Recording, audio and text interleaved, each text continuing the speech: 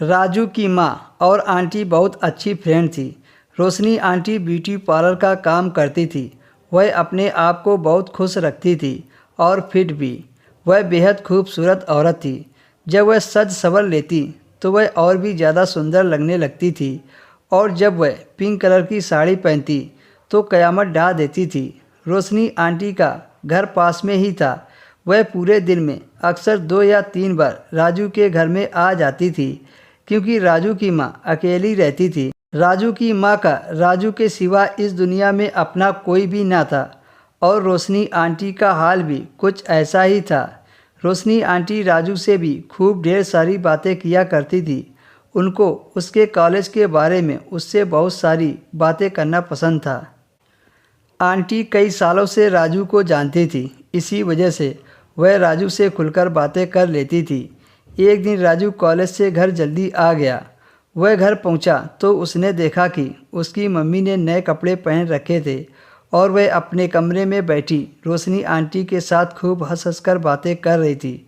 वह कमरे के अंदर गया तो उसकी मम्मी उसे देखकर घबराते हुए बोली, आज तुम इतनी जल्दी कैसे आ गए? रोशनी आंटी बोली, शायद आज कॉलेज में मन ना लगा होगा। राजू बोलना चाह ही रहा था कि अचानक से मम्मी उठी और कमरे के पास बाथरूम जाकर बोली, और कितना समय लगेगा? अंदर से एक शख्स बाहर आया। बस ठीक हो गया। मम्मी ने उसे पैसे दिए और चला गया। राजू को कुछ समझ में नहीं आ रहा था कि हमारे घर में अक्सर यह प्लम्बर क्यों आता है। राजू उसे अच्छी तरह से पहचानता था, पर आज कोई नया आदमी था। शायद उसने किसी दूसरे को भेज दिया हो। राजू ने ऐसा अपने मन में सोचा। यह सोचकर राजू के सिर में दर्द होने लगा और वह अपने कमरे में आकर लेट गया।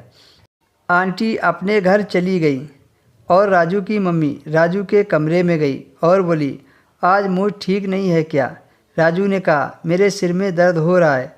उसके बाद राजू की मम्मी चली गई। राजू के मन में बस रोशनी आंटी घूमने लगी। वह उसे पटा लेना चाहता था। एक दिन वह स्कूल नहीं गया और अपनी मम्मी को राशन लेने बाजार भेज दिया। उसके बाद जब रोशनी आंटी आई तो उसने अपने दिल की बात बता दी। आंटी तो तुरंत ही राजी हो गई, क्योंकि वह भी यही चाहती थी, पर बोल नहीं पा रही थी। फिर दोनों ने खूब मस्ती की।